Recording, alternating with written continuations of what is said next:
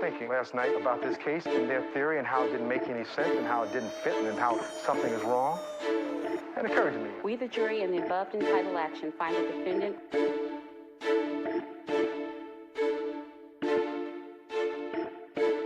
It's no disguise. It's no disguise. It makes no sense. It doesn't fit. If it doesn't fit, you must acquit. We throw good. Hey yo, what's going on? It's the Not Guilty Boys again. Attorney Michael Campbell checking in with my illustrious colleague, Attorney Andrew Wilkerson.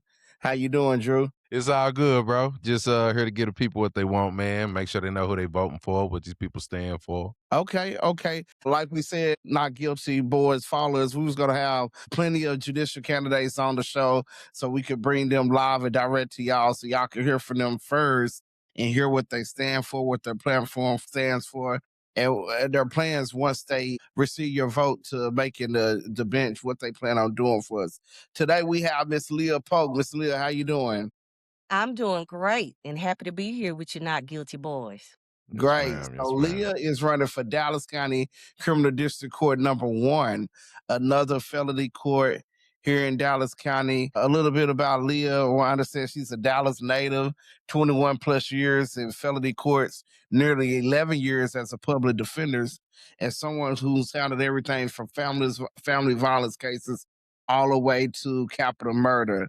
So Dallas, let's talk to Lia Polk. So Lia, you being a Dallas native, how do you think that helps you in transitioning from being a public defender to the bench? I'm formerly a public defender of the Dallas County Public Defender's Office. Right now, I am working at a local law firm as attorney at law, and I think that's going to make that transition so easy. I'm already familiar with the courts. I'm familiar with those in different departments. I know the process, and I've been in those trenches for a very long time. Being a Dallas County native adds an added touch. I'm still living in Dallas County, where I was born and raised in Oak Cliff. I'm in the suburbs of Oak Cliff, and it would be wonderful to be able to preside over a court in the city that I was raised in. I would be so proud to make sure that this community stays safe, just like it did when I was growing up. I have a 6th grader, me and my husband raising our daughter here, and I want to make sure that it's safe for her. I believe that the citizens of Dallas County, if they are in a good position, then all of us collectively are in a better position. And so that's one of the platforms and one of the reasons why I'm running. Well, tell me this. How did you, I guess you just said why you decided to run, but like, how did that come about? You know, you've been working in the field for a while now and transitioning. This is going to be a different position for you, you know? So I'm sure it was a lot of thought that went into that. It was a lot of thought. And, people hate to bring politics and religion or spirituality into it, but that's exactly why I decided. It wasn't just an easy decision. It was one that I meditated on and received spiritual guidance. I'm a Christian, and I'm proud to say that I'm a Christian. For sure. And I'm not going to shy away from that. Many of my clients are Christians, and they don't even care when I talk about my Christianity. They love it because it makes me relatable and true. And they know that if I am sitting on that bench, those decisions are going to be made with knowledge and experience, but also with real life experience. So one of the reasons that I ran is because I wanted to be the change that I wanted to see. There's a famous quote by Maya Angelou that people will remember what you said, not what you did, but how you made them feel. That's how I am as a criminal defense attorney. That's how I treat my clients, and that's the same way that I will treat anyone who comes before me, whether it's a victim or a defendant. You want to know why? Because I have been in front of judges who don't treat people like that, and you remember how they make you feel. And this is a very difficult circumstance that many people find themselves, even the victims. They don't want to be there, you know what I'm saying? And they have to talk. So I think it should be someone presiding over the courtroom that understands that, and that's me. That's awesome, Lia. Being a native from Dallas, tell us a little bit more about your upbringing. Where did you go to high school? Where did you Okay. go to law school? What church do you attend? So a lot of people are not familiar with the church I grew up in. I am CME. Okay, that's Christian, Methodist, Episcopal, and they're all over the DFW area. Matter of fact, every state. So we have bishops, we have elders. My uncle was an elder. I attended his church. I first started going to church where my parents went in South Dallas. That was it's called Mosley Chapel. That was the very first church I went to on Anderson Street. So from there, I then joined North Park, which is in North Dallas, CME, because my uncle became a pastor there. My brother was a CME pastor. So that's part of my upbringing. In Oak Cliff, I attended Adel Turner and Atwill. My home school was Carter, but I had an older brother who just felt like I shouldn't go there. He was 5 years and some months older than me. So since he was going off to college, he felt Skyline would be more appropriate for me. So I have 2 brothers, so I tell people I had 3 fathers. Both of my brothers went to Carter.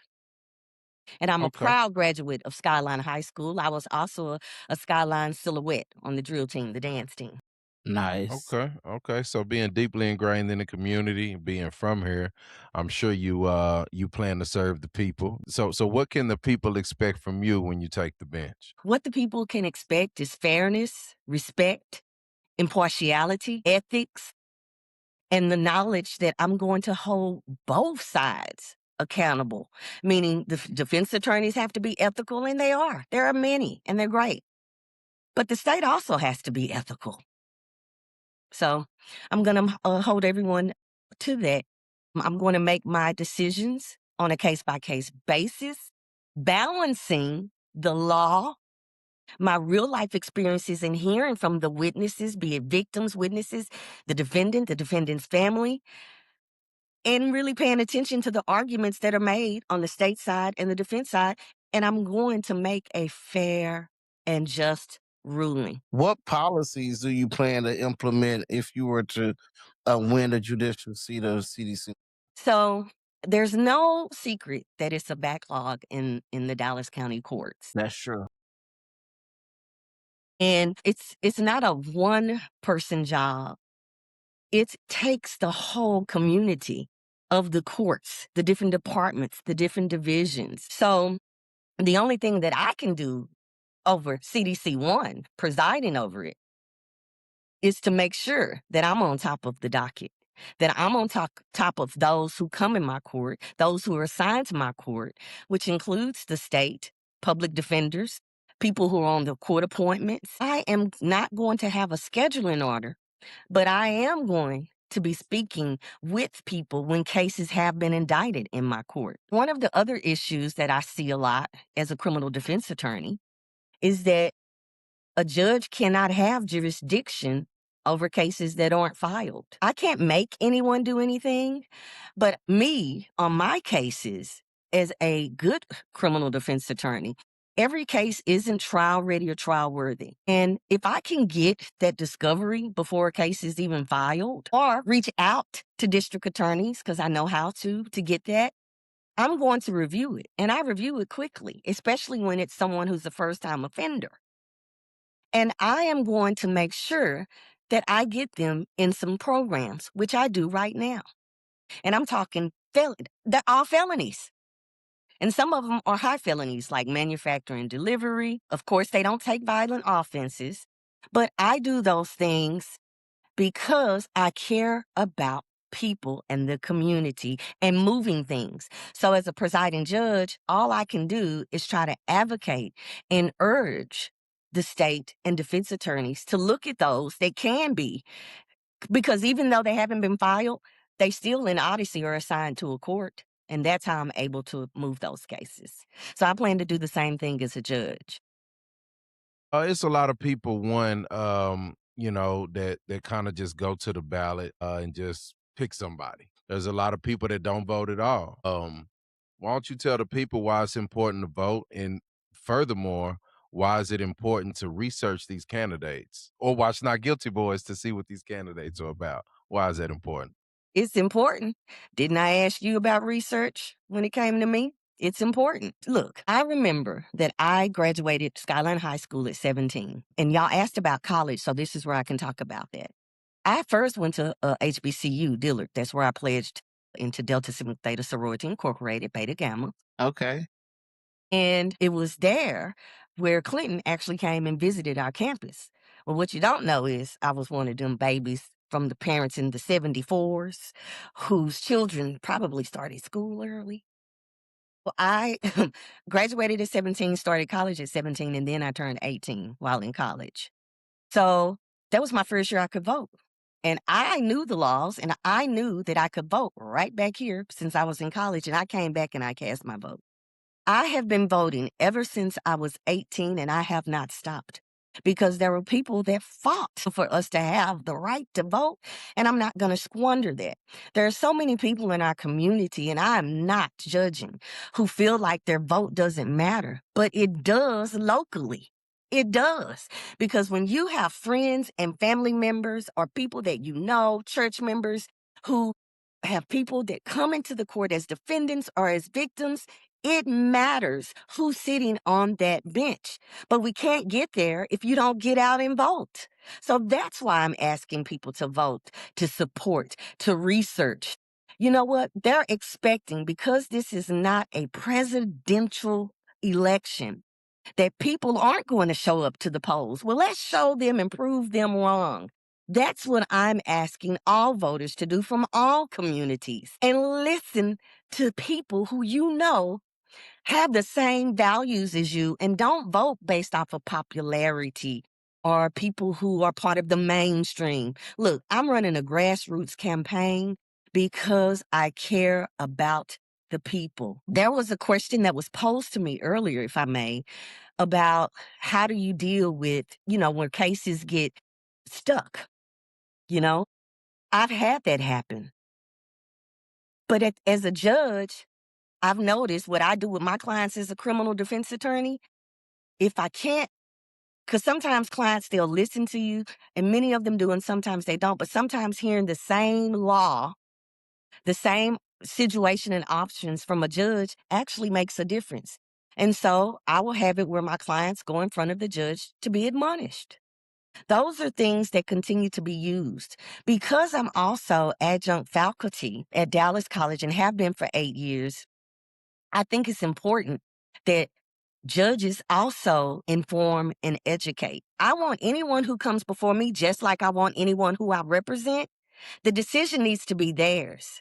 But I want it to be an informed and educated and legal decision for them to make, because we're dealing with people's lives. Absolutely. Absolutely. So, which I've heard you mention fairness as a part of your campaign platform. What other philosophies are you trying to implement? I heard you mention efficiency in getting cases done. What other philosophies, judicial philosophies, would you like to see happen? I already explained respect, Okay. because it is a judicial philosophy. No one should feel threatened, intimidated, or scared when they come into the courtroom, least of all by the judge, when I've already stated, these are difficult circumstances, especially when victims or witnesses testify. I've sat in on many victim impact statements, and I can relate. I don't know, but when I was 15, I was woken up at 2 o'clock in the morning by my parents to tell me that my cousin, who I had just saw walk across the stage in his high school graduation 3 weeks before, had died because he was murdered. Gun violence. I can relate. And I think that when anyone comes into a courtroom, any decision that's made when it comes to discovery, pretrial motions, sentencing, if it's by the judge, I think it comes off a whole lot better when you have someone with relatability when they're making those decisions. I even have family members that are part of the criminal justice system. It's not that I'm proud. I'm not proud of it, but I need people to know I'm just like you.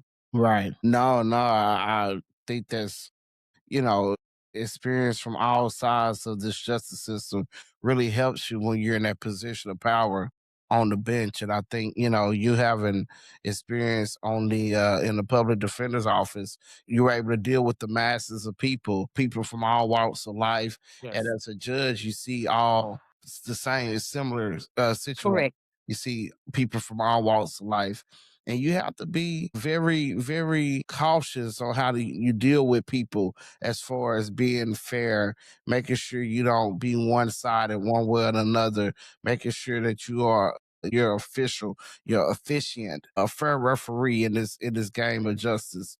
So, that plays a big role in this. So we just wanted to know, how, as a judicial candidate, will the people of Dallas benefit from having you on the bench? Besides all of the things that I have said, I definitely believe in educating. I definitely believe that I am the one for this bench. Again, there's so many testimonials from clients who can tell you that I don't treat them like a case. I treat them like a person or actually a family member. But that's because I'm wearing the criminal defense hat.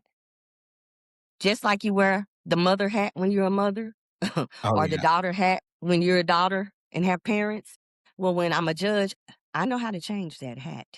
I know how to be firm, calm, fair, compassionate, because my philosophy, even right now, just as a human being, is I want to always treat people the way that I want to be treated or someone in my family to be treated. And so that's what you can expect from me. But people are going to be held accountable. But I also believe in rehabilitation and restoration because, again, better people help the collaborative and make us better. One of the other things about being a public defender is that I know how to handle a large caseload. I'm familiar with diverse populations, people from the mental health population, from the veteran population, substance abuse population. And it doesn't matter because it reaches all socioeconomic, all ethnicities. The story is the same. The goals are the same, and we are all the same. And so I just want to stress that. Being a judge comes with a lot of power. Power to move cases, power to stop them, power to set people straight. Why should the citizens of Dallas County trust you with this much power? You know what power does to people. So let me explain something. If power did that much for people, I think I would have a lot of people supporting me. Again, this is a grassroots effort. And what I mean is friends, family, community members, people that actually vote. I don't have politicians or different people behind me. So that should let people know I am for the people. For the people. I don't have any donations from any attorneys besides some colleagues that work in the office with me, and it wasn't. So the point I'm making is there are no politicians. There's no one in my pocket. And one thing about me and my reputation in the Dallas County Courthouse and elsewhere, ethics and integrity are very important to me, and I hold people accountable even now. You will be amazed at the work that I do behind the scenes, even one that I'm doing right now for a client, dealing with an unethical prosecutor. So at the end of the day, I am putting people on notice and letting the public know that if you elect me, I'm going to hold everybody accountable. DAs, assistant district attorneys, whoever, but I'm also going to work amicably and collaborative like I do right now. But I'm not going to have shenanigans because it's not right. These are people's lives. And so, again, I have been in the trenches and worked many cases in many courts because right now I have been in front of lots of felony judges. So, and right now my firm is only giving me felony cases as of a month ago. I'm the only one in the Dallas office who is only getting felony cases. I was doing felony and misdemeanor. So those are the reasons why. Okay. How can the people follow you on social media? How can they find your website? If they want to make donations, where can they go online and make contributions to your campaign? And that I need. I would really appreciate that. Any amount. You have no idea. LiaPolkForJudge.com is my website. You can also find me on Facebook, Lia Polk for Judge, Criminal District Court 1. I look forward. There's a way people can contact me, ask questions, and make donations. And you can also read about more of my philosophies. You have any events coming up? Anything that the people can come maybe put a name with a face? Well, I'm in some forums that's Okay. coming up. That's really what's taking a lot of time. I'm going to different forums. So I will be participating in Southwest Dallas County Alumni. There's also an event with the HBCU Alumni Association on February 4th at 7:30. HBCUs, shout out.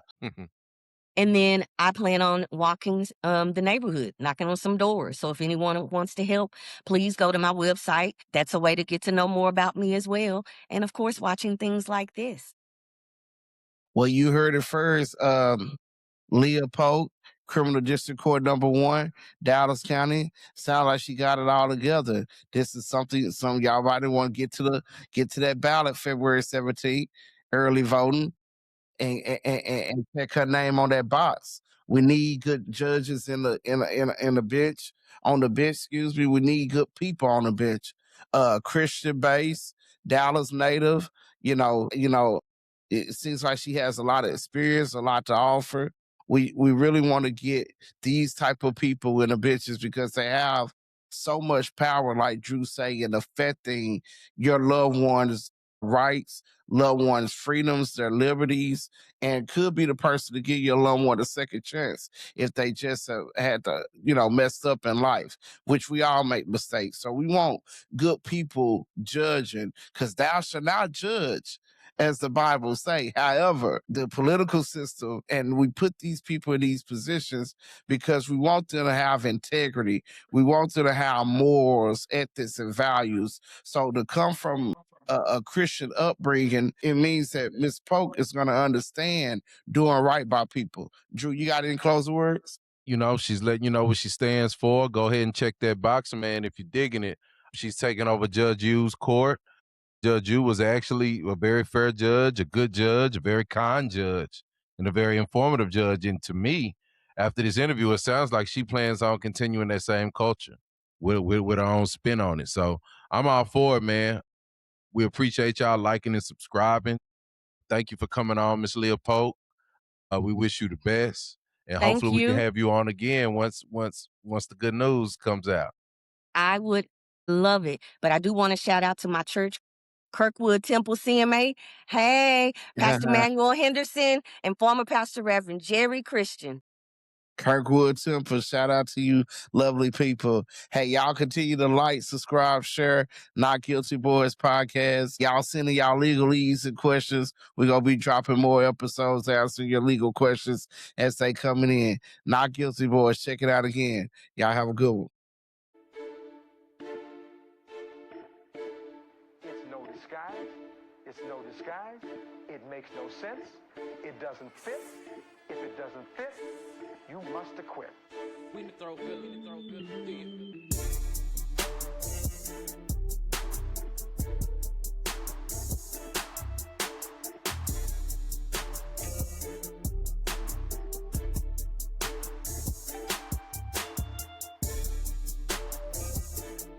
We, the jury, in the above entitled action, find the defendant not guilty of the crime of murder.